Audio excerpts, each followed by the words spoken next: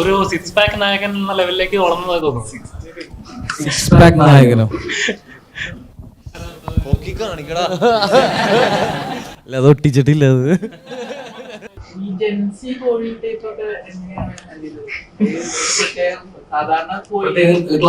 ക്ലാസ്സിന് കൊണ്ടുപോകണം. ആലപ്പുഴ ജിംഖാന +2 ഒരു വിദ്യാർത്ഥി കുറച്ചും കൂടെ മിനിമലായിട്ട് പിടിക്കുന്നതാണ് തോന്നുന്നത് എനിക്ക്. പിന്നെ എല്ലാം റഹ്മാൻ കാടെ ഒരു അനുഗ്രഹം.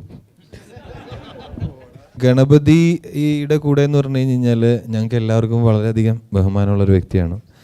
കാരണം ഞങ്ങളുടെ കൂട്ടത്തിൽ ഈ ഇരിക്കുന്ന മറ്റാരെക്കാളും എനിക്ക് തോന്നുന്നു ഞങ്ങളുടെ എക്സ്പീരിയൻസ് കൂടുതലുള്ള പലരുടെയും പ്രായത്തിനേക്കാൾ വലുതാണ് ഗണപതിയുടെ എക്സ്പീരിയൻസ്.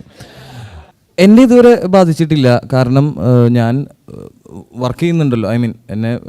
ഞാൻ പറയുന്ന എമൗണ്ടിന് അല്ലെങ്കിൽ ഞാൻ പറയുന്ന പ്രതിഫലത്തിന് എന്നെ എടുക്കാൻ പ്രൊഡ്യൂസേഴ്സ് ഉണ്ട്, അല്ലെങ്കിൽ അങ്ങനെ ഒരു പ്രൊജക്റ്റ് ഓണായി വരുന്നുണ്ട്. അപ്പോൾ എന്നോട് ഇതുവരെ ആരും അങ്ങനെ പ്രതിഫലം കുറയ്ക്കാൻ വേണ്ടി ആവശ്യപ്പെട്ടിട്ടില്ല. എനിക്ക് അങ്ങനത്തെ ഒരു എക്സ്പീരിയൻസ് ഉണ്ടായിട്ടില്ല. ഞാൻ അങ്ങനത്തെ ഒരു സ്റ്റാർ ആവണം എന്ന് കരുതി സിനിമയിൽ വന്ന ഒരാളുമല്ല. ഇപ്പോൾ ചെയ്യുന്ന സിനിമകൾ അല്ലെങ്കിൽ ചെയ്യുന്ന കഥാപാത്രം, എനിക്ക് ഇഷ്ടപ്പെടുന്ന കഥാപാത്രങ്ങൾ, ഇഷ്ടപ്പെടുന്ന സിനിമകൾ ചെയ്യുക എന്നുള്ളത് മാത്രമേ ഉള്ളൂ എൻ്റെ ആഗ്രഹം.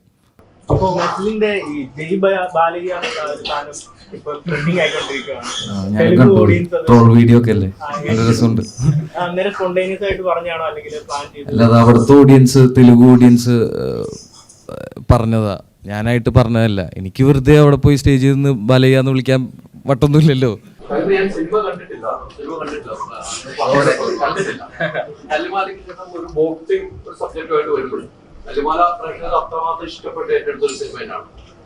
ഇത്തരം സബ്ജക്റ്റാണ് ഫാൻസിന് ആദ്യം ഭയം ഉണ്ടായിരുന്നത്. എങ്ങനെ പ്രേക്ഷകരെ ഞാൻ സിനിമ കണ്ടിട്ടില്ല എന്ന് പറഞ്ഞല്ല, ഞാൻ 7 മണിക്കാണ് ഷോ ചെയ്തിരിക്കുന്നത്.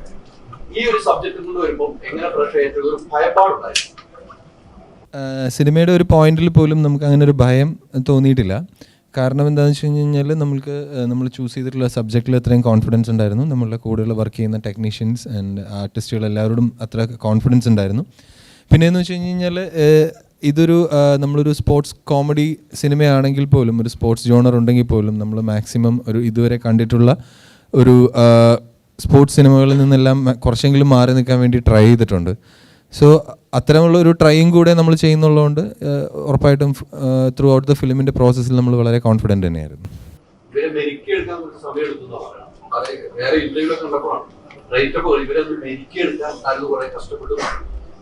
കഷ്ടപ്പാട് മെരുക്കിയെടുക്കുക എന്നുള്ളതല്ല, അവരെ ഈ പറയുന്ന തരത്തിൽ ഒരു സ്പോർട്സ് സിനിമ ആയതുകൊണ്ട് തന്നെ അത് ഡിമാൻഡ് ചെയ്യുന്ന അവരുടെ ഫിസിക്കിലേക്കും അവരുടെ ബോഡി ലാംഗ്വേജിലേക്കും അവരെത്തിക്കുക എന്ന് പറയുന്നത് ഉറപ്പായിട്ടും വേറൊരു മീഡിയത്തിൽ വർക്ക് ചെയ്തുകൊണ്ടിരിക്കുന്ന ആളുകളായതുകൊണ്ട് തന്നെ അവർക്ക് അതിലേക്ക് എത്താൻ കുറച്ച് സമയമെടുക്കും. ആ സമയം മാത്രമാണ് ഞങ്ങൾ എടുത്തിട്ടുള്ളൂ. എല്ലാവരും ഒരുവിധം പോപ്പപ്പ് ചെയ്ത് വളരെ പെട്ടെന്ന് തന്നെ അത് എത്തി. ഏകദേശം ഒരു 6 മാസം നമുക്ക് അതിന് വേണ്ടി സ്പെൻഡ് ചെയ്യേണ്ടി വന്നു. സിനിമയാണെങ്കിൽ തന്നെയും ഐഡിയയിൽ വിശ്വസിച്ച് ഇറങ്ങുന്ന ഒരു കൂട്ടമാണല്ലോ. ഈ പ്രീ വർക്ക് എന്ന് പറയാൻ നേരത്ത് ബേസിക്കലി 6 മന്ത് സ്റ്റാർസ് തന്നെ ടൈം സ്പെൻഡ് ചെയ്യുക എന്ന് പറയുന്നത് അല്ലെങ്കിൽ സക്സസ്ഫുൾ ആയിട്ടുള്ള ഒരു ഡയറക്ടറാണ് എന്ന അർത്ഥത്തിൽ തന്നെ നോക്കിക്കഴിഞ്ഞാൽ തന്നെ ഇപ്പൊ നെസ്ലിനെ പോലെ ഇപ്പൊ പീക്ക് നിൽക്കുന്ന ഒരാള് അയാൾ 6 മാസം ഇൻവെസ്റ്റ് ചെയ്യുവാണ്. അപ്പം ബേസിക്കലി അത് എങ്ങനെയായിരുന്നു നോക്കിയത്? അത് ഭയങ്കര ഒരു ഉത്തരവാദിത്വം കൂടിയാണ്. ഉത്തരവാദിത്വം എന്നുള്ള നിലയിൽ അത് ഒരു ആർട്ടിസ്റ്റ് നമ്മളെ അങ്ങനെ വിശ്വസിക്കുമ്പോൾ, ഒരു 6 മാസം സ്പെൻഡ് ചെയ്യാൻ വേണ്ടി അയാൾ റെഡി ആകുമ്പോൾ, ഒരു ആർട്ടിസ്റ്റുകൾ മാത്രമല്ല, ഒരു കൂട്ടം ആളുകളുണ്ട് അങ്ങനെ നമുക്ക് വേണ്ടി ടൈം സ്പെൻഡ് ചെയ്തിട്ടുള്ളത്. അപ്പോൾ അത്രയും പേര് നമ്മൾ വിശ്വസിക്കുമ്പോൾ ഉറപ്പായിട്ടും നമ്മൾ റെസ്പോൺസിബിലിറ്റി കൂടും. അവർ അത്രയും എനിക്ക് തോന്നുന്നു സിനിമ നമ്മൾ ചെയ്യാൻ ഉദ്ദേശിക്കുന്ന സിനിമ പ്രോപ്പറായിട്ട് എനിക്ക് അവരിലേക്ക് കമ്മ്യൂണിക്കേറ്റ് ചെയ്യാൻ സാധിച്ചതുകൊണ്ട് തന്നെയാണ് അവർക്ക് അത്രയും വിശ്വാസം സിനിമയോടും ബാക്കി കഥയോടും വന്നതും അവരതിനു വേണ്ടി ടൈം സ്പെൻഡ് ചെയ്യാൻ റെഡി ആയിട്ടുള്ളൂ.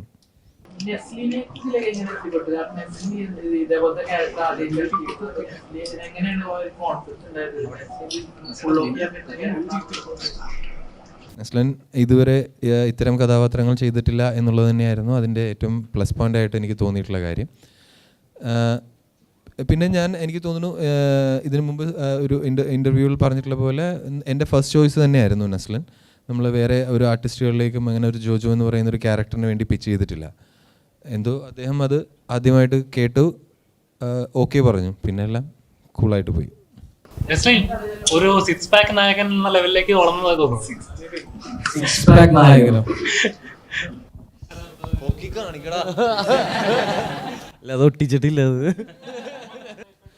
അതെ, കാരണം അതിന്റെ നമുക്ക് സ്ക്രീനിൽ കാണുമ്പോൾ ആ ഒരു എഫേർട്ട് നമുക്ക് അറിയാൻ പറ്റുന്നുണ്ട്.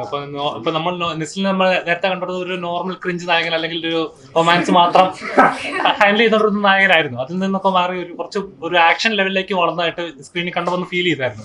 അത്ര എഫേർട്ട് ഫീൽ ചെയ്തു. ഈ ബോഡി ട്രാൻസ്ഫോർമേഷൻ പറഞ്ഞല്ലോ, ഞാൻ മാത്രമല്ല ഈ ജേർണിയിലും ഇവരെല്ലാവരും തന്നെ ആ കട്ടയ്ക്ക് കൂടെ നിന്നതുകൊണ്ടാണ് ആ സ്ക്രീനിൽ അതിന്റെ രസം കാണാൻ സാധിക്കുന്നത്. അപ്പോൾ ഇത്രയും അടിപൊളി ക്രൂവിന്റെ ഒപ്പം വർക്ക് ചെയ്യാൻ സാധിച്ചതാണ് എനിക്ക് തോന്നുന്നത്. അതിന്റെ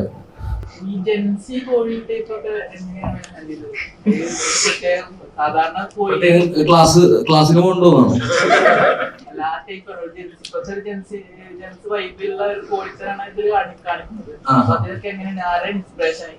തീർച്ചയായിട്ടും റഹ്മാൻ ഖാ ഉണ്ട് അവിടെ, പിന്നെ നമ്മളുടെ ഡയലോഗ് റൈറ്റർ രതീഷ് ഏട്ടനുണ്ട്, പിന്നെ ഈ കൂട്ടത്തിൽ ആരാ അതിന് അല്ല ജിംഷിക ഒഴികെ പോരെ. ബോക്സിംഗ് പടങ്ങൾക്ക് ആർക്കുണ്ടല്ലോ, ഒരു ഇൻസ്പിറേഷൻ ആർക്കുണ്ടല്ലോ. അവസാനം എല്ലാത്തിനും നമുക്കൊരു ആവേശം കിട്ടുന്ന ഒരു ക്ലൈമാക്സ് അങ്ങനെ ഉണ്ടാവും. അത് അങ്ങനത്തെ ആർക്കെ അല്ലാതെ മാറ്റി പിടിക്കാം. അതായത് ഒരു ടീനേജ് പിള്ളേര് സ്പോർട്സ് ചൂസ് ചെയ്യുന്നു ഒരു കാര്യത്തിൽ, ആ ഒരു ഐഡിയ. ഫസ്റ്റ് ഓഫ് ഓൾ നമ്മൾ ഇതൊരു ബോക്സിംഗ് സിനിമ ചെയ്യാം എന്ന് പ്ലാൻ ചെയ്തിട്ട് നമ്മൾ ഇത് ചെയ്തതല്ല.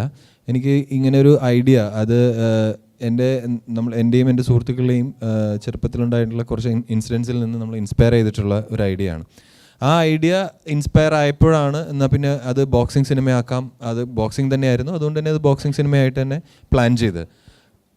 ഒരിക്കലും നമ്മളതൊരു ഈ നേരത്തെ പറഞ്ഞ പോലെ ഒരു ഇതിന് മുമ്പുണ്ടായിട്ടുള്ള സിനിമകളുടെ ഒരു ഫോർമാറ്റിലും അത് എഴുതാനോ അല്ലെങ്കിൽ അതിനെ കൺസീവ് ചെയ്യാനോ ആലോചിച്ചിട്ടില്ല. എന്തായിരുന്നു അന്ന് ഞങ്ങൾ എക്സ്പീരിയൻസ് ചെയ്തിട്ടുണ്ടായിരുന്ന ആ ഒരു എക്സ്പീരിയൻസ് അതിൻ്റെ മാക്സിമം ഹോണസ്റ്റായിട്ട് അതേപോലെ തന്നെ ചെയ്യാനാണ് പ്ലാൻ ചെയ്തത്.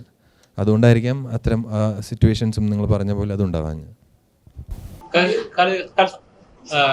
നോർമലി ഇങ്ങനെ ഒരു ചിത്രങ്ങൾ ഇറങ്ങുന്ന സമയത്ത് അല്ലെങ്കിൽ ഉണ്ടാകുന്ന ഖാലിദ് റഹ്മാൻ പടം എന്ന് പറയുമ്പോൾ ഒരു ബ്രാൻഡാണ്. ഇപ്പൊ ആളുകൾ ഒരുപാട് എക്സ്പെക്ട് ചെയ്യും. ഇപ്പൊ തല്ലുമാലയൊക്കെ ഇറങ്ങിയപ്പോൾ ഉണ്ടാക്കിയ ഒരു ഹൈപ്പ് ഉണ്ട്. പക്ഷേ ഇതിന്റെ ഓരോ അപ്ഡേറ്റ്സ് വരുമ്പോഴും ആളുകൾ അത്രത്തോളം എക്സൈറ്റഡ് ആയിരുന്നു. ആ ഒരു പ്രഷർ എപ്പോഴെങ്കിലും ഉണ്ടായിരുന്നു ഇങ്ങനെ ഒരു വെയിറ്റ് ഉള്ളതുകൊണ്ട്? പ്രഷറായിട്ട് അങ്ങനെ ഉണ്ടായിരുന്നില്ല. കാരണം നമ്മൾ ആ സമയത്തെല്ലാം നമ്മൾ സിനിമയുടെ പ്രോസസ്സിലായിരുന്നല്ലോ. അപ്പോൾ ആ ചെയ്യുന്ന വർക്കിൽ നമ്മൾ ഫുൾ കോൺഫിഡൻ്റ് ആയിരുന്നു, നമ്മൾ അത് എൻജോയ് ചെയ്തുകൊണ്ടിരിക്കുകയായിരുന്നു. അതുകൊണ്ട് തന്നെ എക്സ്റ്റേണൽ പ്രഷറുകളൊന്നും അങ്ങനെ എഫക്റ്റ് ആയിട്ടുള്ളതായിട്ട് എനിക്ക് തോന്നുന്നില്ല. സിനിമാറ്റോഗ്രാഫി എന്ന് പറയുന്നത് ഭയങ്കര ലിമിറ്റഡ് സ്പേസ് ഉണ്ടല്ലോ. ഇപ്പം റിക്കിന്റെ ഉള്ളിൽ നടക്കുന്ന പൊസിഷൻ ആണെങ്കിൽ ഷോർട്സ് ഒക്കെ ഭയങ്കര പ്ലാൻഡ് ആയിട്ട് അത് ഒരു പ്രീ റിഹേഴ്സലൊക്കെ ചെയ്ത് 1-2 തവണ ചെയ്ത് നോക്കിയിട്ട് ഷോർട്സ് ഫിക്സ് ചെയ്യുന്ന തരത്തിലേക്ക് അത്രയും എഫേർട്ട് എടുത്തിട്ട് ഓരോ ഷോർട്സും ചെയ്തിട്ടുണ്ടോ? അതെങ്ങനെയായിരുന്നു അതിന്റെ ഡിസൈനും കാര്യങ്ങളൊക്കെ? റിങ്ങിൻ്റെ അകത്തുള്ള ഷൂട്ടിൽ എന്ന് വെച്ച് കഴിഞ്ഞാൽ അത് basically action choreographer mister Jophil, അദ്ദേഹം ഇവിടെ ഉണ്ട്. സർ കൈപൊക്കുകയാണെങ്കിൽ പ്ലീസ്. ഇദ്ദേഹമാണ് നമ്മളുടെ ബോക്സിംഗ് ആക്ഷൻ കൊറിയോഗ്രാഫി ഡിസൈൻ എല്ലാം ചെയ്തിട്ടുള്ളത്. ഇവരെല്ലാവരെയും ട്രെയിൻ ചെയ്തിട്ടുള്ളത് ജോഫിൽ തന്നെയാണ്. പിന്നെ സിനിമാറ്റോഗ്രാഫർ മിസ്റ്റർ ജിംഷി ഖാലിദ് ഇവിടെ ഉണ്ട്. ഇവർ രണ്ടുപേർക്കുമാണ് അതിൻ്റെ കംപ്ലീറ്റ് ക്രെഡിറ്റ്സ് പോകുന്നത്. പിന്നെ അത്രയും നമ്മൾ പ്ലാൻ ചെയ്തിട്ടുള്ള ഡിസൈൻ ചെയ്തിട്ടുള്ള കൊറിയോഗ്രാഫി കൃത്യമായിട്ട് അത് ഫോളോ ചെയ്ത് പ്രാക്ടീസ് ചെയ്ത് എക്സിക്യൂട്ട് ചെയ്ത് നമ്മളുടെ ആർട്ടിസ്റ്റുകൾ എന്ന് പറയുമ്പോൾ ഇവിടെ ഇരിക്കുന്ന നമ്മളുടെ മെയിനായിട്ടുള്ള ആർട്ടിസ്റ്റുകൾ മാത്രമല്ല, ഇവർക്ക് ഓപ്പോസിറ്റ് ഫൈറ്റ് ചെയ്തിട്ടുള്ള നമ്മളുടെ സുഹൃത്തുക്കളും നമ്മൾ കാസ്റ്റ് ചെയ്തിട്ടുള്ളതായിട്ടുള്ള ഒരുപാട് ആർട്ടിസ്റ്റുകളുണ്ട്. അവരെല്ലാവരും തന്നെ നമ്മളിലൂടെ വളരെയധികം കോപ്പറേറ്റ് ചെയ്തിട്ടുള്ളവരാണ്. അവരെല്ലാവരും ഇവരെക്കാൾ കൂടുതലായിട്ട് ബോക്സിംഗ് പ്രാക്ടീസ് ചെയ്യും, കുറച്ചെങ്കിലും പ്രൊഫഷണലായിട്ട് ബോക്സിങ്ങിനെ ഫോളോ ചെയ്യുന്നവരാണ്. അവരോടൊക്കെ ഒരുപാട് താങ്ക്ഫുള്ളാണ് ഈ സിറ്റുവേഷനിൽ. കാരണം അവരൊന്നും ഇല്ലാതെ നമുക്കിത് ഒരിക്കലും കംപ്ലീറ്റ് ചെയ്യാൻ പറ്റില്ല. ഓപ്പോസിറ്റ് നിൽക്കുന്നവർ സെലക്ഷൻ ചെയ്യുന്ന ഒരു ടൈം ഉണ്ടായിരുന്നു. ഇപ്പൊ പറഞ്ഞ ആർട്ടിസ്റ്റുകൾ അപ്പുറത്തേക്ക് അവരുടെ റിപ്ലേസിന് വേണ്ടിയിരിക്കുന്നു. അതെങ്ങനെയായിരുന്നു അവരൊരു സെലക്ഷനിലേക്ക് എങ്ങനെയാണ് പോയത്? അവരെ സെലക്ട് ചെയ്യാൻ പറ്റിയത് എല്ലാം ഞാൻ പറഞ്ഞല്ലോ, നമ്മളുടെ ബോക്സിംഗ് സഹജമായിട്ടുള്ള എല്ലാ നമ്മളുടെ റിസോഴ്സുകൾ ഡെവലപ്പ് ചെയ്യുകയും എക്സ്പാൻഡ് ചെയ്യുകയും നമുക്കെല്ലാം കളക്റ്റീവായിട്ട് ചെയ്തത് എല്ലാം ജോഫിലാണ്. ഇപ്പോൾ ജോഫിലിൻ്റെ സുഹൃത്തുക്കളുടെയും ഗ്രൂപ്പിൽ നിന്ന് നമ്മൾ ചൂസ് ചെയ്തിട്ടുള്ള കേരളത്തിൻ്റെ ഡിഫറെൻറ്റ് ഏരിയകളിൽ നിന്നുള്ള ഫൈറ്റേഴ്സാണ് അവരെല്ലാവരും. അതിൽ യദു, സനു, വൈഷ്ണവ്, അക്ബർ അവരെല്ലാവരും തന്നെ എനിക്ക് തോന്നുന്നു സ്റ്റേറ്റ് ലെവലിലും നാഷണൽ ലെവലിലും ഫൈറ്റ് ചെയ്യുന്ന ആളുകളാണ്. അതിൽ കൂടാതെ അനഘയുടെ ഓപ്പോസിറ്റ് ഫൈറ്റ് ചെയ്തിട്ടുള്ള ക്രിസ്റ്റീന എന്ന് പറയുന്ന പെൺകുട്ടി, അവരിപ്പോൾ മെരികോം ഇൻസ്റ്റിറ്റ്യൂട്ടിൽ ബോക്സിംഗ് പ്രാക്ടീസ് ചെയ്യുകയാണ്. സോ ഇത്രയും നമുക്ക് എക്സ്പാൻഡ് ചെയ്യാൻ പറ്റി ബോക്സിംഗ് അറിയാവുന്ന ആളുകളുടെ ഇൻവോൾവ്മെന്റ്. ചെയ്യുന്ന സമയത്ത് മമ്മൂക്കയാണ് അഭിനയിക്കുന്നത്, അതിന്റെ ഒരു സൗകര്യം ഉണ്ടായിരുന്നു. ഏത് വിധത്തിലുള്ള ഷോട്ട്സ് ചോദിക്കാം, എത്ര നേരം വേണമെങ്കിൽ അദ്ദേഹത്തിനോട് ഇനിയും കൂടുതൽ എന്താണ് ചെയ്യാനുള്ള സാധ്യതകൾ ചോദിക്കാം. നസ്ലിനെ പോലുള്ള ഒരു ആക്ടർ ഉണ്ടാവുമ്പോൾ അവിടുത്തെ സൗകര്യം നസ്ലിൻ അവിടെ ഉണ്ടോ എന്നുള്ളതാണ് ഏറ്റവും വലിയ സൗകര്യം. യങ് ആയിട്ടുള്ള ആക്ടേഴ്സ് ഉണ്ടല്ലോ, അപ്പം അവരുടെ ഒരു എനർജി അല്ലെങ്കിൽ ഈ ഇപ്പൊ പറയപ്പെടുന്ന ഈ ജനറേഷൻ ഗ്യാപ്പ് അങ്ങനെ എന്തെങ്കിലും കാര്യത്തിൽ ഓവർകം ചെയ്യേണ്ടതാണ്? ഇല്ല, നിങ്ങൾ ഈ പറഞ്ഞതെല്ലാം ഈ സിനിമയ്ക്ക് ഉണ്ടായിട്ടുള്ള പ്ലസ് പോയിന്റ്സ് ആണ്. യങ്സ്റ്റേഴ്സ് ആണ്, അവരുടെ എനർജി, അവരുടെ ടൈം എല്ലാം ഈ സിനിമയ്ക്കും എനിക്കും കിട്ടിയ പ്ലസ് പോയിന്റ്സ് ആണ്. ഒരു സിനിമോട്ടോഗ്രാഫർ എന്ന നിലയിൽ ആലപ്പുഴ ജിംഖാന പോലെ ഇത്രയും ആളുകളുള്ള സിനിമ, ഇപ്പൊ ഈ സിനിമയുടെ ഒരു പ്രത്യേകത നസ്ലിൻ ഒരു നായക സ്ഥാനത്തുണ്ടെങ്കിൽ തന്നെ എല്ലാവർക്കും ഒന്നിനൊന്ന് മികച്ച റോളുകളാണ് റൈറ്റ് ചെയ്ത് കൊടുത്തിരിക്കുന്നത്. അതുകൊണ്ട് തന്നെ ഇത്രയും പേരുള്ള സിനിമ, ഇത്രയും നല്ല റോളുകളുള്ള ആളുകളുള്ള സിനിമ, ക്രൗഡുള്ള സിനിമയൊക്കെ ഒരു സിനിമോട്ടോഗ്രാഫർ എന്ന നിലയിൽ ഷൂട്ട് ചെയ്യുമ്പോൾ എത്രത്തോളം ചലഞ്ചിങ് ആണ്? അതായത് ചോദ്യം, ഇപ്പോൾ ഒരു സീനിനകത്ത് ഈക്വലി ഇമ്പോർട്ടൻസ് ഉള്ള മൾട്ടിപ്പിൾ ആക്ടേഴ്സ്, അതായത് 5ഉം 6ഉം അല്ലെങ്കിൽ അതിൽ കൂടുതൽ ആക്ടേഴ്സ്, ഈക്വലി ഡയലോഗ് എക്സ്ചേഞ്ച് ഉള്ള ആക്ടേഴ്സ് തമ്മിൽ നിന്ന് പെർഫോം ചെയ്യുമ്പോൾ എങ്ങനെ നമ്മളത് കമ്പോസ് ചെയ്യും? 1-2 പേര് വർത്തമാനം പറയുന്നത് പോലെ അല്ലല്ലോ എന്നുള്ളതായിരുന്നു. യെസ്, അത് ഒരു നല്ല ചോദ്യം തന്നെയാണ്. ഈ പടം തുടങ്ങിയ സമയത്ത് ഞാനും റഹ്മാൻ അത് ഡിസ്കസ് ചെയ്തിട്ടുണ്ട്. വൺസ് നമ്മൾ ഒരു ലൊക്കേഷനിൽ തന്നെ ഇൻറ്റീരിയർ, എസ്പെഷ്യലി ഇൻറ്റീരിയർ, എനിക്ക് തോന്നുന്നു ജിമ്മാണെന്ന് തോന്നുന്നു, നമ്മളൊരു സീൻ വർക്ക് ചെയ്യുന്ന സമയത്ത് ഞാൻ ഇങ്ങനെ പറഞ്ഞു, റഹ്മാൻ ഇറ്റ്സ് ലൈക്ക് എല്ലാവരും ഈക്വലി ഡയലോഗ് എക്സ്ചേഞ്ച് നടത്തുവാണ്. പിന്നെ ഒരു സീൻ ഷൂട്ട് ചെയ്യുമ്പോൾ അല്ലെങ്കിൽ നമ്മൾ ഷൂട്ട് ചെയ്യാൻ ഉള്ള പ്രിപ്പറേഷൻ നടത്തുമ്പോൾ പോലും നമുക്കൊരു ആ സീൻ എത്ര മിനിറ്റ് വരെ പോവാം എന്നുള്ളൊരു കാൽക്കുലേഷൻ ഉണ്ടായിരിക്കണം. ഇപ്പോൾ ഒരു മിനിറ്റ് സീനാണെങ്കിൽ നമ്മൾ ആ ഷൂട്ട് തീരുമ്പോഴും നമ്മളത് 1 മിനിറ്റിലേക്കുള്ള കണ്ടന്റ് ആക്കി നിർത്താൻ തന്നെ ശ്രമിക്കണം. അപ്പോൾ ഇത്രയും പേരുള്ളപ്പോൾ we have to exchange like load of shots. എല്ലാവരുടെയും ഷോട്ട്സ് അങ്ങോട്ടും ഇങ്ങോട്ടും പലരുടെയും സജഷൻസിൽ വൈഡും 3/4 ഷോട്ടുകളും ഇൻഡിപെൻഡൻറ്റ് ഷോട്ടുകളും ക്ലോസപ്പുകളും ഒക്കെ ആയിട്ട് വർക്ക് ചെയ്യേണ്ടി വരും. അത് ഇനിഷ്യലി ഒരു ബുദ്ധിമുട്ടായിട്ട് തോന്നിയിരുന്നു. Initially in the sense second ഷെഡ്യൂളിലാണ് ആ ബുദ്ധിമുട്ടുണ്ടായിരുന്നത്. കാര്യം എന്ന് വെച്ച് കഴിഞ്ഞാൽ ഫസ്റ്റ് ഷെഡ്യൂളിൽ നമ്മൾ ആക്ഷൻ സീക്വൻസ് ആണ് ഷൂട്ട് ചെയ്തത്. മോർ ടോക്കി സീൻസും ഇവരുടെ കോമ്പിനേഷൻസൊക്കെ ഇരുന്ന് സംസാരിക്കുന്ന സീൻസ് നമ്മൾ ചെറിയ ലൊക്കേഷൻസിലൊക്കെ വർക്ക് ചെയ്യേണ്ടി വന്നിട്ടുള്ളത് എസ്പെഷ്യലി ഫസ്റ്റ് ഹാഫിലാണ്. ബട്ട് ഗ്രാജ്വലി നമ്മളത് ട്വീക്ക് ചെയ്തു എന്ന് വേണം പറയാൻ. ഗ്രാജ്വലി നമ്മളത് ട്വീക്ക് ചെയ്തു. നമ്മളെല്ലാ ആർട്ടിസ്റ്റിനെയും വിളിച്ചിട്ട് തന്നെ നമ്മൾ ഒരു സീൻ പ്രിപ്പയർ ചെയ്യുമ്പോഴേക്കും ഇന്ന ആൾ ഇവിടെ ഇരിക്കൂ അല്ലെങ്കിൽ ഇന്ന ആൾ അവിടെ നിന്നാൽ മതി എന്ന് പറയുന്ന പോലെയല്ല. നമ്മൾ എല്ലാ ആക്ടേഴ്സിനെ വെച്ചിട്ട് ആ സ്പോട്ടിൽ സ്ക്രീൻ ഡിസ്കസ് ചെയ്യുന്ന സമയത്ത് പോലും ഐ മീൻ അവർക്കൊരു ലിബർട്ടി നമ്മൾ കൊടുക്കാൻ ശ്രമിക്കുമായിരുന്നു. എടാ ഇതിപ്പോൾ നിങ്ങൾ എവിടെ ഇരിക്കുക, ഞാൻ ഇങ്ങനെ ഇരുന്നോളാം അല്ലെങ്കിൽ ഞാൻ ഇവിടെ ഇരുന്നോളാം എന്ന് പറയുന്ന ഒരു പ്ലേസ്മെൻറ്റിൽ നമ്മളത് ട്വീക്ക് ചെയ്തെടുത്തു എന്ന് വേണം പറയാൻ. താങ്ക് യു, ഗുഡ് ക്വസ്റ്റ്യൻ മാൻ. പിന്നെ ഇതിന്റെ കളർ കോമ്പിനേഷൻ ഡിഫറെന്റ് ആയിട്ടുള്ള കളേഴ്സ് വരുന്നുണ്ട്. പിന്നെ ഈ ടൈറ്റിൽസിലൊക്കെ തന്നെയാണെങ്കിലും ടാരന്റീനോന്റെ ഒക്കെ പോലത്തെ ടൈറ്റിൽസിന്റെ ഒക്കെ ഒരു പ്രഭാവം ഇങ്ങനെ കാണുന്നുണ്ട്. അപ്പോ ഇതൊക്കെ ഇന്റൻഷൻ നിങ്ങൾ ഡയറക്ടറായിട്ട് ഡിസ്കസ് ചെയ്തൊക്കെ ചെയ്യുന്ന ഡയറക്ടറുടെ മൈൻഡിലുണ്ടായിരുന്നോ? ബേസിക്കലി ടൈറ്റിലിനെ കുറിച്ച് എനിക്ക് കൂടുതൽ എക്സ്പ്ലെയിൻ ചെയ്യാൻ പറ്റില്ല. കാര്യം എന്ന് വെച്ച് കഴിഞ്ഞാൽ അതിന്റെ ഡിസിഷനൊക്കെ ഒരുപാട് കഴിഞ്ഞിട്ട് വന്ന കേസാണ്. വെച്ച് കഴിഞ്ഞാൽ ഷൂട്ടൊക്കെ കഴിഞ്ഞതിന് ശേഷം once it comes to the palette and the colour tone നമ്മളത് ഡിസ്കസ് ചെയ്തിട്ടുണ്ട്. എന്നാലും ഇപ്പം നിങ്ങൾ കാണുന്ന ഔട്ട്പുട്ട് എന്താണോ അത്രയും ക്ലിനിക്കലായിട്ട് നമ്മളതിൻ്റെ ഡിസ്കഷൻസ് ഒന്നും നടന്നിട്ടില്ല. ബട്ട് യെസ്, പാലറ്റിനെ കുറിച്ചൊക്കെ ഒബ്വിയസ്ലി നേരത്തെ തന്നെ ചർച്ച ചെയ്തിട്ടുണ്ട്. സോറി,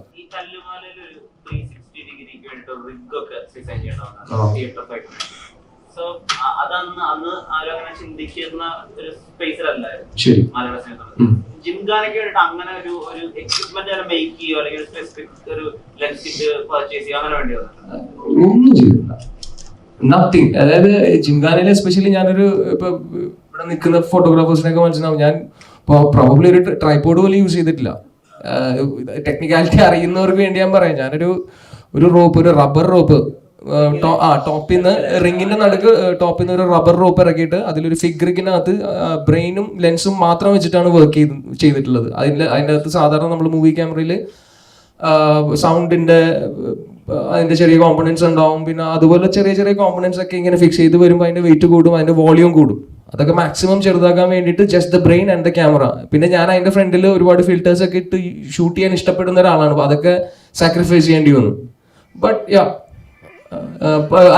ക്വസ്റ്റ്യന് ഞാനത് ഒന്നും ചെയ്തിട്ടില്ല, ഹാൻഡിൽഡ് ആയിരുന്നു മൊത്തം. ഈ ആലപ്പുഴ എന്ന് പറയുമ്പോൾ മനസ്സിലേക്ക് വരുന്ന കുറെ ഷോട്ടുകളുണ്ടല്ലോ നമ്മുടെ കാലങ്ങളായിട്ട് കണ്ടിട്ടുണ്ട്. ഈ ബാക്ക് വാട്ടേഴ്സ്, ബോട്ട്, ഇതിനെ റീഇമാജിൻ ചെയ്യാന്നുള്ളത്, ക്ലീഷേ ബ്രേക്ക് ചെയ്യാന്നുള്ളത് ഈസി ആയിട്ട് വന്നോ?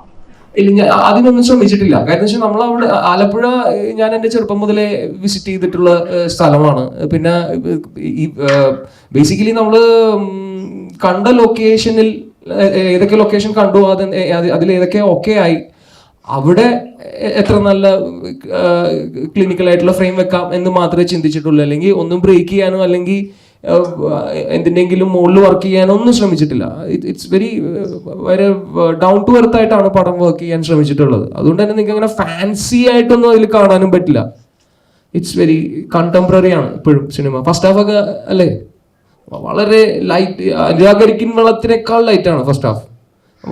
ആലോചിച്ച് നോക്കി കഴിഞ്ഞാൽ അവർക്ക് അത്രയും കോൺഫ്ലിക്ട്സ് ഒക്കെ ഉള്ളൂ. പ്ലസ് ടു പഠിക്കുന്ന പിള്ളേരല്ലേ, അവർക്ക് വേറെ പ്രശ്നങ്ങളൊന്നുമില്ല. Thank you. ചേട്ടാ, ഈ സിനിമയില് ഒരു ഡയറക്ടർ മാത്രമല്ല, ഒരു നിർമ്മാണ പങ്കാളിയും കൂടിയാണ്. അപ്പൊ ഒരു 6 മാസത്തെ പ്രോസസ്സ് വേണ്ടി വന്നു എന്ന് പറഞ്ഞു. ഇപ്പൊ ഒരു ലവർ ബോയ് ആയിട്ടൊക്കെ നല്ല കോമഡി കളിച്ച് നടന്നിരുന്ന നസ്ലനെയാണ് ഒരു ആക്ഷൻ മൂഡുള്ള തലത്തിലേക്ക് കൂടി കൊണ്ടുവരാനായിട്ട് ശ്രമിച്ചത്. അപ്പോ പ്രോത്സാഹനത്തിനോടൊപ്പം തന്നെ ഒരുപാട് ശാസിച്ചിട്ടുണ്ടാവില്ലേ?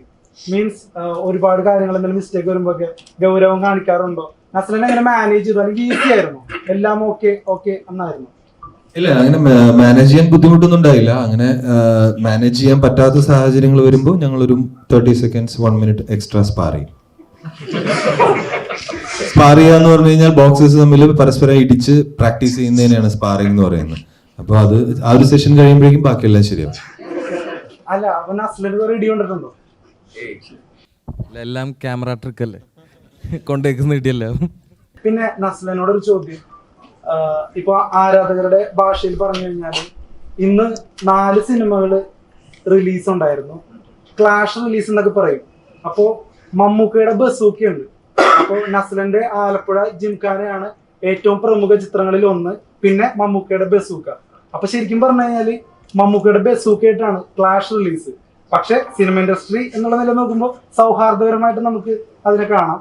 പക്ഷെ ഏതൊരു വ്യക്തിയുടെയും സ്വപ്നമാണല്ലോ മമ്മൂക്ക, ഒരു നടൻ, വളർന്നൊരു നടൻ. അപ്പോ നസ്രൻ ആദ്യമായിട്ടാണ് തോന്നുന്നു മമ്മൂക്കയുടെ ഒപ്പം ഒരു റിലീസ് വരുന്നത് നസ്രന്റെ കരിയറിൽ. അപ്പൊ ഈ ഒരു ക്ലാഷ് റിലീസിനെ എങ്ങനെ നോക്കിക്കാണുന്നു എന്നുള്ളതാണ്. അതിനെപ്പറ്റിയൊന്നും കൂടുതൽ ചിന്തിച്ചില്ല. ഒന്നാമത്തെ സമയം കിട്ടിയില്ല ഇതിൻ്റെ പ്രൊമോഷനും കാര്യങ്ങളൊക്കെ ആയിട്ട്. പിന്നെ ഞാൻ തീർച്ചയായിട്ടും ഈ ബാക്കിയുള്ള സിനിമകൾ കാണാൻ വേണ്ടി വെയിറ്റ് ചെയ്തിരിക്കുന്ന ഒരാൾ തന്നെയാണ് ഞാൻ. ഇപ്പോൾ ഇതിൻ്റെ തിരക്കിൽ നിന്ന് ഒഴിഞ്ഞിട്ട് വേണം ബസൂക്ക ആണെങ്കിലും മരണമാസമാണെങ്കിലും മറ്റുള്ള സിനിമകളാണെങ്കിലും കാണാൻ വേണ്ടിയിട്ട്. അപ്പോൾ ഭയങ്കര സന്തോഷമുണ്ട്. അപ്പോൾ ഇതിപ്പോൾ ഇങ്ങനെ പറയുമ്പോൾ തന്നെ, അല്ലെങ്കിൽ അതങ്ങനെ ആളുകൾ സംസാരിക്കുന്നുണ്ട് എന്നൊക്കെ അറിയുമ്പോൾ തന്നെ ഒത്തിരി സന്തോഷമുണ്ട്. ബേബിജി, ഈ സിനിമയിലെ കഥാപാത്രം കുഴപ്പമില്ലല്ലോ. അപ്പം ഈ സിനിമയിലെ താങ്കളുടെ കഥാപാത്രം ഒരു പ്രത്യേക ഒരു സ്വാഗ് ഉണ്ട്, അതിനൊരു ആറ്റിറ്റ്യൂഡ് ഉണ്ട്. അതാണോ ഈ കഥാപാത്രം ചെയ്യാനായിട്ട് കമ്മിറ്റ് ചെയ്യാനുള്ള മെയിൻ റീസൺ? അത് എനിക്ക് തോന്നുന്നത് റഹ്മാൻകാട് ചോദിക്കേണ്ടി വരും സത്യം പറഞ്ഞു കഴിഞ്ഞാൽ. അങ്ങനെ ആ ഒരു ക്യാരക്ടർ അതിലുണ്ട്. പക്ഷെ നമ്മുടെ ആ ഒരു പരിപാടി ക്യാരക്ടറല്ല അതിൽ ആലപ്പുഴ ജിംഖാന +2 ഒരു വിദ്യാർത്ഥി കുറച്ചും കൂടെ മിനിമലായിട്ട് പിടിക്കുന്നതാണ് തോന്നുന്നത് എനിക്ക്. പിന്നെ എല്ലാം റഹ്മാൻകാടെ ഒരു അനുഗ്രഹം തോന്നുന്നത്.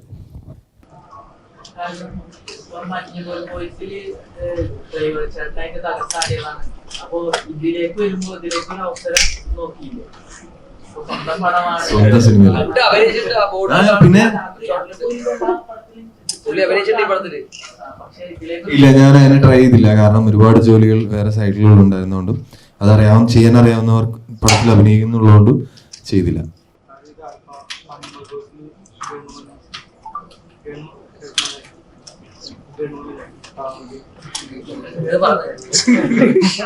ഗണുവിന്റെ കൂടെ വർക്ക് ചെയ്തതിന്റെ ഒരു കാരണം എന്താണെന്ന് വെച്ച് കഴിഞ്ഞാൽ ഗണപതിയുടെ കൂടെ എന്ന് പറഞ്ഞു കഴിഞ്ഞാൽ ഞങ്ങൾക്ക് എല്ലാവർക്കും വളരെയധികം ബഹുമാനമുള്ളൊരു വ്യക്തിയാണ്.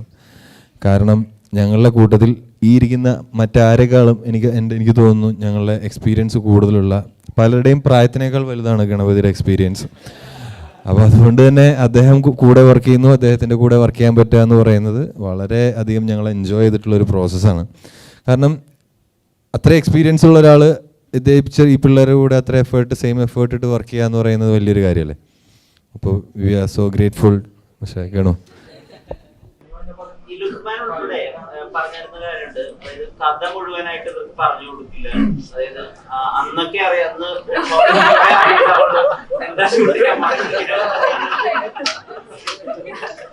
ആ പ്രോസസ്സിന്റെ കാര്യം അതിൽ പ്രത്യേകിച്ച് കാര്യമൊന്നുമില്ല. പ്രത്യേകിച്ച് എന്താണെന്ന് വെച്ച് കഴിഞ്ഞാൽ അത് വലിയ ടെക്നിക്കായിട്ടൊന്നും എനിക്ക് തോന്നിയില്ല. ഇവർ വന്ന് ചോദിക്കുന്ന സമയത്ത് അടുത്ത സീനിനെ കുറിച്ച് എന്തെങ്കിലും ആലോചിച്ചുകൊണ്ട് നിൽക്കുകയായിരിക്കും. എനിക്കും അറിയാൻ പറ്റില്ല ഇതെന്താണ് അടുത്ത. അപ്പോൾ ആലോചനകൾ നടക്കേണ്ടാവുള്ളൂ. അപ്പോൾ അറിയില്ല, പറയാൻ പറ്റില്ല എന്നൊക്കെ പറഞ്ഞോളേ. നമ്മളൊരു ജാടയ്ക്ക് അറിയില്ല എന്ന് പറഞ്ഞാൽ നമുക്കൊരു കോൺഫിഡൻസിനെ ബാധിക്കുമല്ലോ. അതുകൊണ്ട് പറയാൻ പറ്റില്ല എന്ന് പറയും.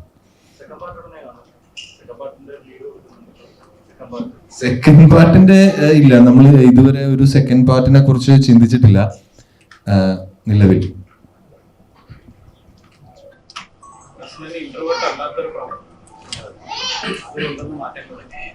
അല്ല, അത് തന്നെയാണ് ഈ ക്യാരക്ടർ അല്ലെങ്കിൽ ഈ പ്രൊജക്ട് ഞാൻ പിക്ക് ചെയ്യാൻ കാരണവും അതാണ്. ഇതുവരെ ചെയ്തതിൽ നിന്ന് കുറച്ചുകൂടി ഡിഫറെൻ്റ് ആയിട്ടുള്ള ഒരു ക്യാരക്ടറാണ്. മൊത്തത്തിലുള്ള മൂഡ് വേറെയാണ് പടത്തിൻ്റെ.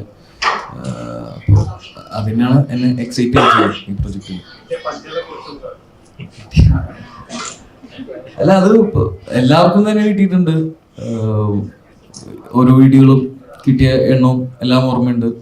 അത് സ്ക്രീനിൽ കണ്ട എല്ലാവരും എനിക്ക് ഇടി കിട്ടുന്ന എല്ലാവരും ആസ്വദിക്കുന്നുണ്ട്.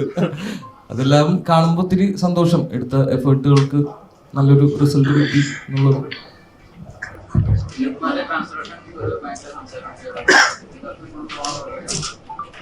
അതൊക്കെ പോയി പൊട്ടിച്ചേരും. അല്ല, അത് എന്താന്ന് വെച്ചാൽ അത് 6 മാസത്തോളം ഞങ്ങൾ വർക്കൗട്ട് ചെയ്തിട്ടുണ്ട്. അലി ഷിഫാസ് എന്ന് പറഞ്ഞ ട്രെയിനറായി ഞങ്ങളെ വർക്ക് ചെയ്യിപ്പിച്ചിരുന്നത്. അപ്പോൾ അവരൊക്കെ അങ്ങനെ അത്രയും പ്രഷർ വന്നുകൊണ്ട് വേറെ വഴി ഉണ്ടായില്ല. അങ്ങനെയായിരുന്നു.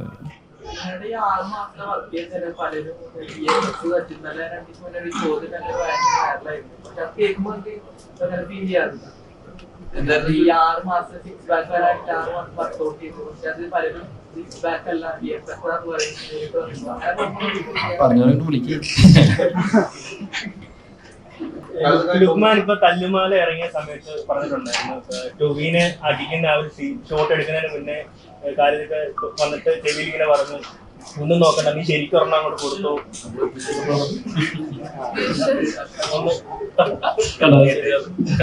അപ്പൊ ഇതേപോലെ ഇന്റർവ്യൂല് വന്ന് ഒന്നും നോക്കണ്ട, ശരിക്കും ഒരെണ്ണം കൊടുത്തോന്ന് ചെവിയിൽ വന്ന് പറഞ്ഞു. ഇതില് അതേപോലെ എന്തെങ്കിലും ഈ പറഞ്ഞ പോലെ ശരിക്കും കൊടുക്കാൻ ഒരു അവസരം കിട്ടിയിരുന്നു?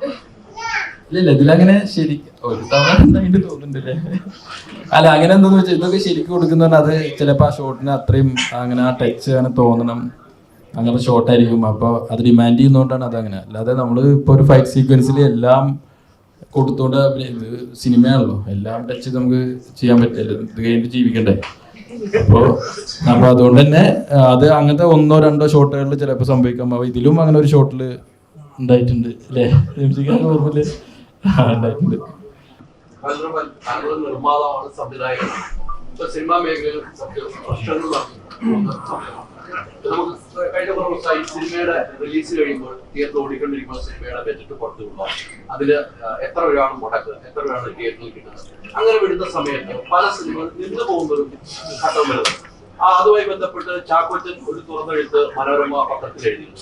തന്റെ സിനിമ ഇത്ര കോടി കളക്ട് ചെയ്തു, എങ്ങനെയാണ് ഈ സിനിമയ്ക്ക് ഇത്ര കളക്ട് ചെയ്തത്. ഇപ്പൊ ആലപ്പുഴ ജില്ലാതെ ഓടിക്കൊണ്ടിരിക്കുകയാണ്. ഇതിന്റെയും ഇറക്കാനുള്ള സാധ്യത നമ്മൾ കാണും. അത്തരം രീതി ഒരു നിർമ്മാതാക്കളുടെ സംഘടന തുടർന്നാൽ താങ്കൾ നിർമ്മാതാവ് കൂടെ ആയതുകൊണ്ടാണ് ചോദ്യം, അത് സിനിമയൊക്കെ ബാധിക്കും. ഒരു ബിസിനസ് നടന്നുകൊണ്ടിരിക്കുമ്പോഴായിരിക്കും ചിലപ്പോൾ സിനിമയുടെ റൈറ്റ്സുകൾ ഇത്ര എമൗണ്ട് ആ തിയേറ്ററിൽ കിട്ടിയിട്ടുണ്ടെന്ന് പറയുമ്പോൾ ഒരു നടനെ ബാധിക്കും. ആ നടന് സിനിമയ്ക്ക് ഇത്ര പൈസ കിട്ടുന്നത് ആ നടനെ ഭാവിയിൽ ബാധിക്കും. താങ്കൾ നിർമ്മാതാവാണ്, ഡയറക്ടറിനെ ബാധിക്കും.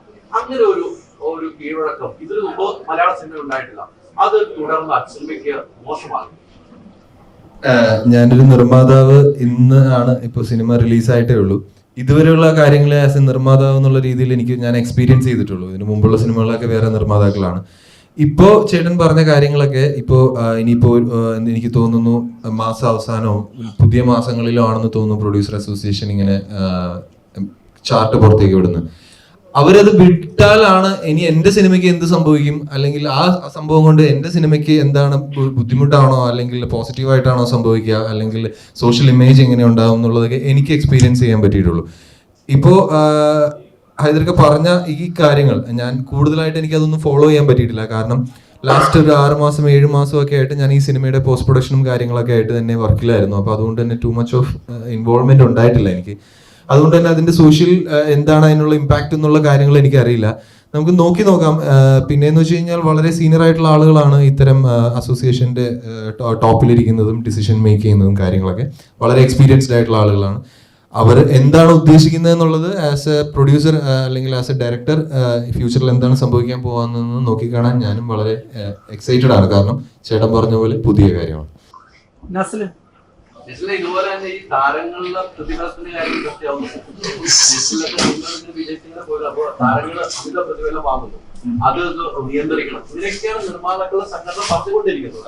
അപ്പൊ ആ കാര്യങ്ങൾ ഓരോരുത്തരുടെ വിജയത്തിലേക്ക് നമുക്ക് നമ്മുടെ പ്രതിഫലം നമുക്ക് കൂട്ടേണ്ട ആവശ്യമുണ്ട്. അല്ലെ, നമ്മളൊരു സിനിമ വിജയിക്കുമ്പോഴാണ് എല്ലാവരുടെയും പ്രതിഫലം കൂട്ടാം. അപ്പൊ അതിനെതിരെ ഒരു ശബ്ദം ഉയർത്തും. ഒരു സിനിമ വിജയിച്ചാൽ ആ നടൻ വീണ്ടും പ്രതിഫലം കൂട്ടുന്നു, 1 കോടി മേടിക്കുന്ന ആള് 2 കോടി മേടിക്കുന്നു എന്നൊക്കെ ഇവര് പറഞ്ഞു. അത് നിങ്ങളെ പോലുള്ള യുവ തലമുറയ്ക്ക് ഇത് ബാധകമാവുന്നുണ്ട്. അത്രയൊക്കെ ഒരു കാര്യങ്ങൾ വരുമ്പോൾ നെസിൽ എന്നൊരു ആക്ടർ, അത് ഗണപതി ഉൾപ്പെടെയുള്ളവർ പറയണ്ടാട്ടോ, ഇതെല്ലാം പറഞ്ഞാൽ ഇതെല്ലാം നല്ല ആക്ടറൈസ് ആണ്. അങ്ങനെ വരുമ്പോൾ നിങ്ങളുടെ ജീവിതത്തിൽ ബാധിക്കുന്നു. എന്നെ ഇതുവരെ ബാധിച്ചിട്ടില്ല. കാരണം ഞാൻ വർക്ക് ചെയ്യുന്നുണ്ടല്ലോ. ഐ മീൻ എന്നെ ഞാൻ പറയുന്ന എമൗണ്ടിന് അല്ലെങ്കിൽ ഞാൻ പറയുന്ന പ്രതിഫലത്തിന് എന്നെ എടുക്കാൻ പ്രൊഡ്യൂസേഴ്സ് ഉണ്ട്, അല്ലെങ്കിൽ അങ്ങനെ ഒരു പ്രൊജക്ട് ഓണായി വരുന്നുണ്ട്. അപ്പൊ എന്നോട് ഇതുവരെ ആരും അങ്ങനെ പ്രതിഫലം കുറയ്ക്കാൻ വേണ്ടി ആവശ്യപ്പെട്ടിട്ടില്ല. എനിക്ക് അങ്ങനത്തെ ഒരു എക്സ്പീരിയൻസ് ഉണ്ടായിട്ടില്ല. ഞങ്ങളെ കൂട്ടത്തിലൊരു സൂപ്പർ സ്റ്റാർ അദ്ദേഹമാണ്. എന്താ ചോദിച്ചത്? എനിക്ക് തോന്നുന്നു ഞാൻ അതിപ്പോ സംസാരിക്കാൻ എനിക്ക് അങ്ങനെ സിറ്റുവേഷൻ ഉണ്ടായിട്ടില്ല. അങ്ങനെ പ്രതിഫലം കൂടുതൽ കറക്റ്റ് പൈസ പേ വാങ്ങുള്ളൂ. അപ്പൊ അത് ഓക്കെയാണ്. അത് ഇതൊരു അങ്ങനത്തെ ഒരു സിറ്റുവേഷൻ ഉണ്ടായിട്ടില്ല. അപ്പൊ അത് അറിയില്ല എങ്ങനെ. ഇങ്ങനെയൊക്കെ വാർത്തകൾ വരുമ്പോ ഒരു വിഷയമാണല്ലോ ഒരു താരത്തിന് ഉണ്ടാകുന്നത്. വാർത്തകൾ ഞാൻ കാണുന്നുണ്ട്, പക്ഷെ അത് എനിക്ക് പേഴ്സണലി എനിക്ക് അറിയില്ല. അത് നമുക്ക് അറിയുമ്പോഴല്ല അതിന്റെ അത്രയും സ്റ്റാർസ് ഒക്കെ വാങ്ങുമ്പോഴായിരിക്കും അറിയില്ല. ഇനി അങ്ങനെ ആവുമ്പോ ഞാൻ നോക്കാം. അപ്പൊ ഞാൻ ഇതിന്റെ ആൻസർ പ്രതിഫലം കിട്ടിയാലല്ലേ ഇതൊക്കെ പരാതിപ്പെടേണ്ട കാര്യമുള്ളൂ. ഇല്ലല്ല, എനിക്ക് അങ്ങനത്തെ പരാതികളോ അങ്ങനത്തെ പ്രശ്നം വരുന്നില്ല. നമ്മളിപ്പോൾ എനിക്കറിയില്ല, ആ അത്ര മേഖലയിലേക്കൊന്നും നമ്മൾ എത്തിയിട്ടില്ല. നമുക്ക് ഹാപ്പിയാണ്. ഇപ്പം ഉണ്ടാകുന്ന പരിപാടികളിലൂടെ നമുക്ക് അത്യാവശ്യം ചോദിക്കുന്ന പരിപാടികളൊക്കെ കിട്ടുന്നുണ്ട്. ഹാപ്പിയാണ്. നമ്മൾ വർക്ക് ചെയ്യുന്ന ആൾക്കാരോട് ഹാപ്പിയാണ്. അതിൽ കൂടുതലൊന്നും സംസാരിക്കാൻ എനിക്ക് ഇതിൽ ആളല്ല. അതുകൊണ്ടാണ് ഇത്രയും കാലം പറഞ്ഞതുപോലെ ഇവരെക്കാളൊക്കെ സീനിയറാണ്. ഇത്രയും കാലം ലോങ് ചെയ്യേണ്ട വന്ന ഒരു തിയേറ്റർ മൊമെന്റ് ആളുകൾ കൈയടിച്ചിട്ട് ഒരു മാസ് മൊമെന്റ് കിട്ടാൻ അങ്ങനെ ഫീൽ ചെയ്തത് പടം കണ്ടപ്പോൾ? ഉറപ്പായിട്ടും നമുക്ക് ഓരോ കഥാപാത്രങ്ങൾ ചെയ്യുമ്പോൾ ഓരോരോ അവസരങ്ങൾ കിട്ടുക എന്ന് പറഞ്ഞത് ഇമ്പോർട്ടൻ്റ് ആണ്. നമുക്ക് എപ്പോഴാണ് ഒരു മാസ് കഥാപാത്രം ചെയ്യാൻ പറ്റുക, അല്ലെങ്കിൽ ഇപ്പം ഇത്ര കാലം ഞാൻ ചെയ്തതൊരു ഹ്യൂമർ, ഇതിലാണ് ഞാൻ കുറച്ച് സട്ടിലായിട്ട് കുറച്ചൊരു വേറൊരു ടൈപ്പ് ഓഫ് ക്യാരക്ടർ ചെയ്തത്. അപ്പം നമ്മൾ തിരിച്ചറിയാനും നമ്മളെ കൂടെ ചെയ്യിപ്പിക്കാൻ പറ്റുന്ന വിശ്വാസമുള്ള ഡയറക്ടേഴ്സ് ഉണ്ടാകുമ്പോഴാണ് നമുക്കത് ചെയ്യാൻ പറ്റുന്ന ഒരു അവസരം ഉണ്ടാവുക. അപ്പം അതിൽ ഞാൻ ഭയങ്കര ഹാപ്പിയാണ്. ഒരു ആക്ടറിൽ ഒരു സ്റ്റാർ ഇമേജ് അല്ലെങ്കിൽ ഒരു സ്റ്റാർ കോമ്പോണന്റ് ഉണ്ടെന്ന കാര്യം തന്നെയാണ് മനസ്സിലാക്കുന്നത്. ഇപ്പൊ ലുക്കുന് നമ്മുടെ തല്ലുമാലയില് അങ്ങനെ കുറെ ഷോർട്സ് കൊടുത്തിട്ടുണ്ട്. അത് അദ്ദേഹത്തിന്റെ ലൈഫിനെ വേറെ രീതിയിൽ മാറ്റിയിട്ടുണ്ട്. ആക്ഷൻ സ്റ്റാർ എന്ന് പറയുന്നത്. അപ്പൊ ഒരു ആളെ കൊണ്ട് മാസ്ക് ഫുൾ ഓഫ് ചെയ്യാൻ പറ്റും. ഗണപതിക്ക് കൊടുത്തിട്ട് പ്രാങ്കർ കൊടുത്തിട്ട് പടത്തിനകത്ത് അങ്ങനെ ഒരു സ്റ്റാർ ആളുകളെ ഫുൾ ഓഫ് ചെയ്യാൻ പറ്റുന്ന മാസ്ക് ഒരു ആക്ടറിനെ കൊണ്ട് ചെയ്യാൻ പറ്റുന്നുള്ളത് അത് എങ്ങനെയാണ് ഐഡന്റിഫൈ? മാസ് അതെനിക്കറിയില്ല. ഇപ്പൊ ഒരു നമ്മൾ സിറ്റുവേഷൻ വർക്ക് ചെയ്യുന്ന സമയത്ത് നമുക്ക് തിയേറ്ററിൽ ഇരിക്കുന്ന ഓഡിയൻസിന് അത് കുറച്ചും കൂടെ ഹുക്ക് ചെയ്യണം എന്ന് പറയുന്ന സിറ്റുവേഷൻ ആണെങ്കിൽ നമ്മൾ ആദ്യം സീനുകളാണല്ലോ ഡെവലപ്പ് ചെയ്യുക. ക്യാരക്ടറിനെയും സീനിനെയും ഡെവലപ്പ് ചെയ്ത് കഴിഞ്ഞതിന് ശേഷമായിരിക്കുമല്ലോ അതിനെ ആ ഒരു ലിഫ്റ്റിലേക്ക് വരിക. അപ്പോൾ ആ എഴുത്തിൽ തന്നെ അല്ലെങ്കിൽ പ്രീ പ്ലാനിങ്ങിൽ തന്നെ നമ്മൾ ഏകദേശം ഒരു 40 to 50% നമ്മളത് പ്രിപ്പയർഡ് ആയിരിക്കും. അതിൻ്റെ മേക്കേഴ്സ് എങ്ങനെയായിരിക്കണം അത് കൺസീവ് ചെയ്യേണ്ടത്, എക്സിക്യൂട്ട് ചെയ്യേണ്ടത് എന്നുള്ളത്. പിന്നെ നമ്മൾ അങ്ങോട്ടേക്ക് ചൂസ് ചെയ്യുന്ന ഒരു ആക്ടർ എന്ന് പറയുന്നത് അദ്ദേഹത്തിന്റെ കാപ്പബിലിറ്റിയാണ്. അപ്പോൾ അത് നമ്മൾ ചൂസ് ചെയ്യുമ്പോൾ എന്ന് പറയുന്നത് ഉറപ്പായിട്ടും അവർ ഇതിനു മുമ്പ് ചെയ്തിട്ടുള്ള സിനിമകൾ, അവർ ചെയ്തിട്ടുള്ള ക്യാരക്ടേഴ്സ്, അതിന് അവർ എക്സിക്യൂട്ട് ചെയ്തിട്ടുള്ള രീതികൾ, അതിൽ നിന്നൊക്കെ നമുക്ക് കാണുമ്പോൾ ഉറപ്പായിട്ടും നമ്മളും പ്രേക്ഷകരാണ്, സിനിമാ തിയേറ്ററിൽ കാണുന്ന ആളുകളാണ്. അതുകൊണ്ട് തന്നെ നമുക്കൊരു എക്സ്പെക്ടേഷൻ ഉണ്ടാവും ഓരോ ആക്ടേഴ്സിനോടും, ഇയാൾ ഇങ്ങനെ ചെയ്താൽ നന്നായിരിക്കും, ഇയാളെ കൊണ്ട് ഇങ്ങനെയൊക്കെ ചെയ്യാൻ പറ്റിയിരുന്നെങ്കിൽ അടിപൊളിയായിരിക്കും എന്നുള്ളത്. ആ ഒരു എക്സ്പെക്ടേഷനും കൂടെ ചേരുമ്പോഴാണ് ഈ പറയുന്ന കാസ്റ്റിംഗ് സംഭവിക്കുന്നത്.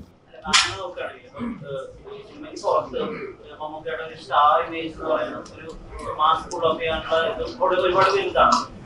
അങ്ങനെയുള്ള മൊമെന്റുകളല്ല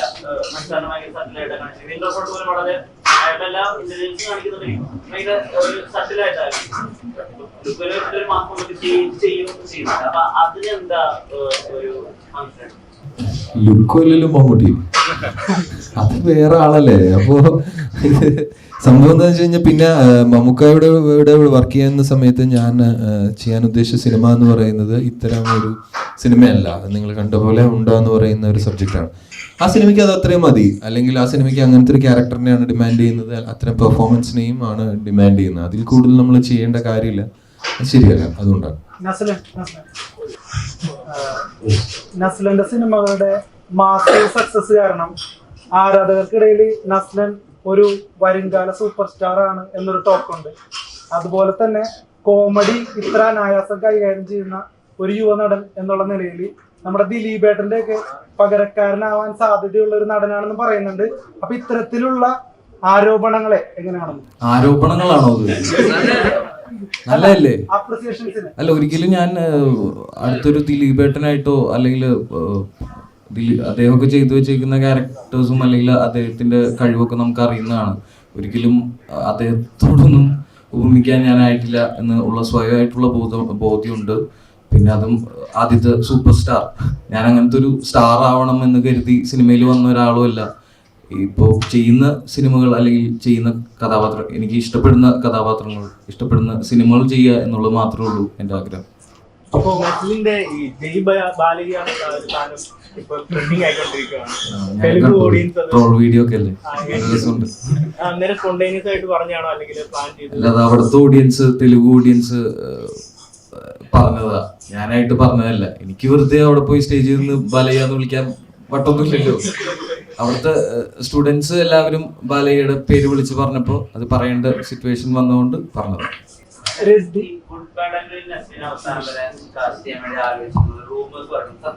സത്യമായിരുന്നു. ആ സമയത്താണ് ജിങ്കാന ഷൂട്ട് നടന്നിരുന്നത്. അവർക്കൊരു 2 സ്കെഡ്യൂള് ഈ ഞങ്ങളുടെ സിനിമയുടെ ഇടയിൽ വേണമായിരുന്നു. അതപ്പോൾ ഇത് വലിയൊരു സിനിമയാണ്, ഒരുപാട് ആർട്ടിസ്റ്റുകളും വലിയ ആർട്ടിസ്റ്റുകളൊക്കെ ഉള്ള സിനിമയാണ്. അപ്പോൾ അതുകൊണ്ട് ഞങ്ങളുടെ സിനിമ ഷൂട്ട് നടക്കുന്നതുകൊണ്ട് എനിക്കത് ചെയ്യാൻ സാധിച്ചില്ല.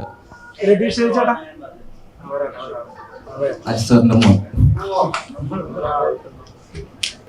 രതീഷ് ചേട്ടാ, ഇപ്പൊ ആലപ്പുഴ ജിംഖാന എന്നുള്ള സിനിമയുടെ റൈറ്ററാണ്. ഇപ്പൊ ഇവിടെ തന്നെ, അതെ, അപ്പൊ ഇവിടെ തന്നെ ഇരിക്കുന്ന എല്ലാവരും ഒരു ഭയങ്കര പിള്ളേർ വൈബാണ്. അപ്പോ ചേട്ടൻ ഈ പടത്തിന്റെ ഒരു റൈറ്റിംഗ് നിർവഹിക്കുമ്പോ ഭയങ്കര ചലഞ്ചിങ് ആയിട്ട് തോന്നിയോ? ആ പ്രോസസ് എങ്ങനെയായിരുന്നു? അവരിലോട്ട് ഇറങ്ങിച്ചേരുന്ന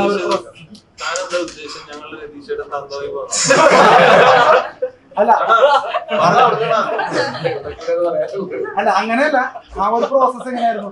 അവരിലേക്ക് ഇറങ്ങിച്ചെല്ലണ്ട്, ക്യാരക്ടേഴ്സിലൂടെ ഇറങ്ങിച്ചെല്ലണ്ട്, അവരുടെ സംഭാഷണങ്ങളിലേക്കൊക്കെ. ഭയങ്കര എളുപ്പമായിരുന്നു. റഹ്മാന്റെ ഒരു സപ്പോർട്ട് ഭയങ്കരമായിട്ട് ഉണ്ടായിരുന്നു. പിന്നെ അങ്ങനെ ഗ്രൂമിങ്ങിൽ ഇവരെല്ലാവരും സെറ്റായിരുന്നു. പിന്നെ അവരാണ് ഏറ്റവും കൂടുതൽ എന്നെ കളിയായിക്കൊണ്ടിരുന്നത്. പിള്ളേര് ആണെങ്കിൽ അവരൊന്നും വേണമെങ്കിൽ ഞാനൊരു ചുടായി ആ തന്തവിന്ന് പറയും. ആ പറഞ്ഞാലോ അതിനെല്ലാത്തിനും ഒരു കൗണ്ടേഴ്സ് ഒക്കെ അവർക്കെല്ലാവർക്കും ഉണ്ടായിരുന്നു. പക്ഷെ എനിക്ക് കൂടുതലായിട്ട് അവരിലേക്ക് എടുക്കണേക്ക് അപ്പുറം റഹ്മാനെ ബോധ്യപ്പെടുത്തിയാൽ മതിയായിരുന്നു. പലപ്പോഴും ഞാൻ ഓരോ ആർട്ടിസ്റ്റിനെ കൊണ്ടുപോയി സ്ക്രിപ്റ്റ് കൊടുക്കുന്ന പരിപാടി അങ്ങനെ ഒന്നും ഇല്ലായിരുന്നു. റഹ്മാന്റെ സ്ക്രിപ്റ്റ് കൊടുക്കുക, റഹ്മാൻ എന്ത് മനസ്സിലായിട്ടുണ്ട്, റഹ്മാനായിരിക്കും എല്ലാവരോടും അത് കൂടുതലായി കമ്മ്യൂണിക്കേറ്റ് ചെയ്യുക. പിന്നീട് അവിടെ ഉണ്ടാവുന്ന പ്രോസസ്സിലൊക്കെ ആയിരിക്കും സപ്പോർട്ട് ചെയ്യേണ്ടി വരിക. അല്ലാതെ ഞാൻ പോയി വെറുമായിട്ട് ഇരുന്നിട്ട് സ്ലാങ് കണ്ടുപിടിക്കുക എന്നുള്ള പരിപാടിയൊന്നും ഇല്ലായിരുന്നു. അപ്പോൾ കൂടെ എളുപ്പമായിരുന്നു പരിപാടി. ഭയങ്കര ഡയലോഗ് എഴുത്തിനൊരു ഭാരം അങ്ങനെയൊന്നും തോന്നിയിരുന്നില്ല.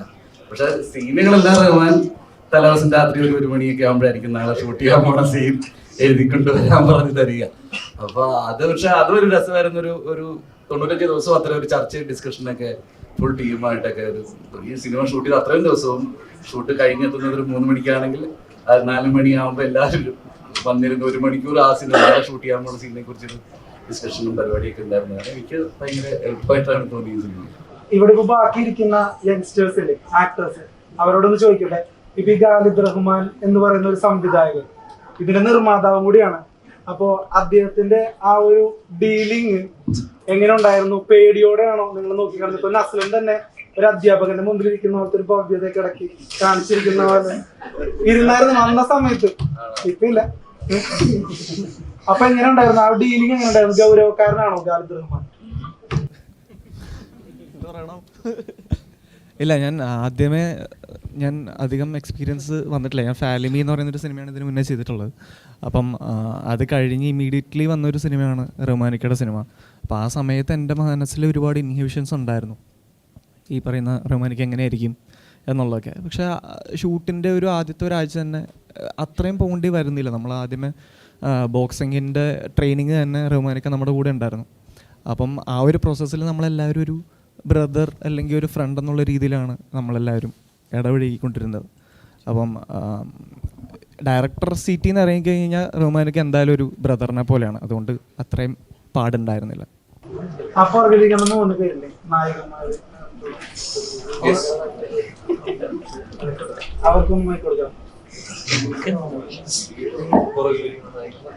ഓക്കെ, നിങ്ങൾക്ക് എങ്ങനെ ഉണ്ടായിരുന്നു ആലപ്പുഴ ജിംഖാന നൽകിയ എക്സ്പീരിയൻസ്? ആലപ്പുഴ ജിംഖാന എന്നുള്ള സിനിമയിലൂടെ നിങ്ങൾ ഞങ്ങളുടെ മുമ്പിലേക്ക് എത്തുമ്പോൾ എങ്ങനെ ഉണ്ടായിരുന്നു ആ ഒരു എക്സ്പീരിയൻസ്? എങ്ങനെ ഈ സിനിമയിലേക്ക് എത്തിയെന്ന് പറയാമോ? ഈ സിനിമയിലേക്ക് എത്തിയത് ഓഡിഷൻ വഴി തന്നെയാണ്. ഒരു 3 റൗണ്ട് എനിക്കുണ്ടായിരുന്നു, നന്ദയ്ക്ക് ഒരു 2 റൗണ്ട് ഉണ്ടായിരുന്നു. അതൊക്കെ എനിക്കറിയില്ല. പക്ഷെ ഓഡിഷൻ ചെയ്തിട്ട് തന്നെയാണ് ഞങ്ങൾ എല്ലാവരും ഇവിടെ വരെ എത്തിയത്. സോ നല്ലൊരു എക്സ്പീരിയൻസും കൂടിയായിരുന്നു. ഇപ്പൊ ഈ പറഞ്ഞ പോലെ നമ്മളോട് സീൻ അന്നാണ് പറയുന്നത് ഇങ്ങനെ ആയിരിക്കും. പിന്നെ എനിക്ക് ചെറിയൊരു മലയാളം പറയുന്നതിന്റെ ഒരു പ്രശ്നമുണ്ട്. അപ്പോൾ അതൊരു വലിയൊരു ചാലഞ്ച് ആയിരുന്നു ഷൂട്ട് ചെയ്യുന്ന സമയത്ത്. പക്ഷെ it all went smoothly. So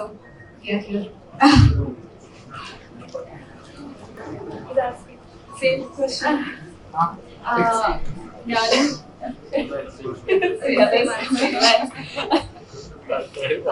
audition വഴിയാണ് വന്നത്. എന്റെ ഫസ്റ്റ് മൂവിയാണ്. അപ്പോൾ എക്സ്പീരിയൻസ് അടിപൊളിയായിരുന്നു. നല്ലൊരു കാസ്റ്റിംഗ് ക്രൂവിന്റെ കൂടെ വർക്ക് ചെയ്യാൻ, ഫസ്റ്റ് മൂവിയിൽ വർക്ക് ചെയ്യാൻ എന്നൊക്കെ പറഞ്ഞത് വലിയൊരു ലക്കാണ്. അതുകൊണ്ട് ലക്കി, കുറെ പഠിക്കാൻ പറ്റി.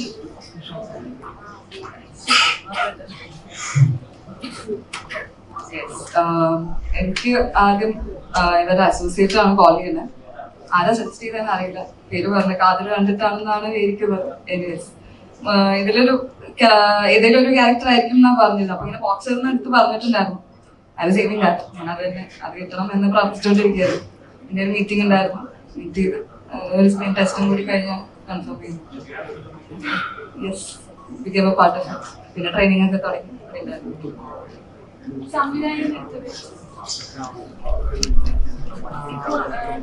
കുറെ നാളുകൾക്ക് ശേഷം സംവിധായകന്റെ പേരാണ് സിനിമ അറിയപ്പെടുന്നത്.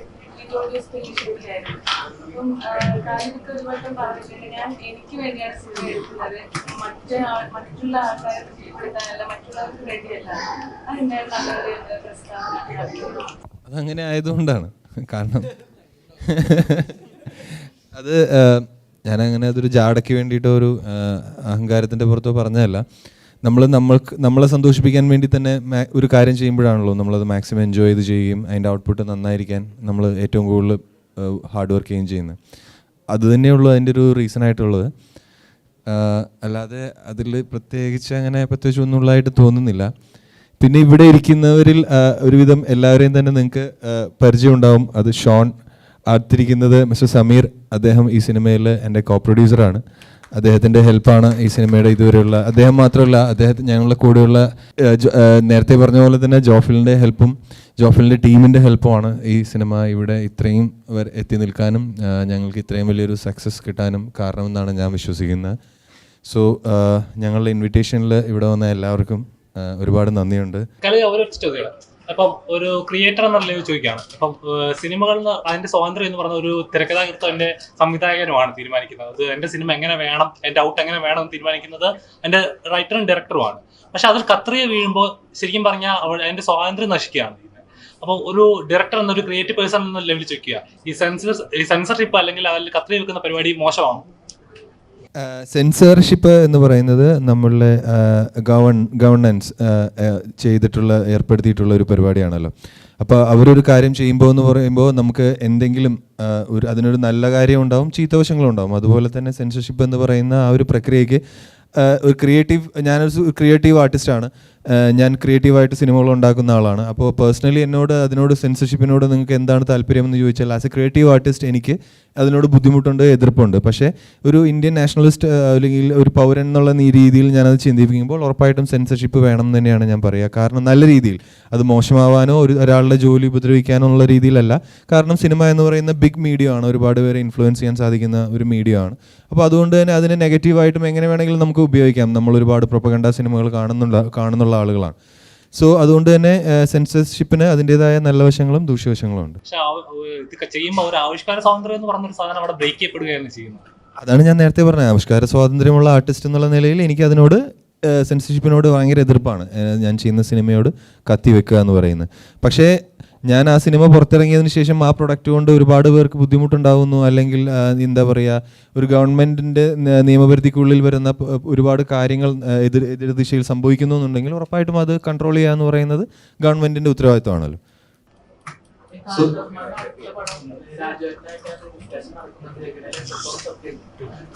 ഒരുപാട് ഡിസ്കഷൻസ് നടന്നു എന്നേ ഉള്ളൂ, അതിലൊന്നും ഇതൊരു തീരുമാനം ഉണ്ടായിട്ടില്ല.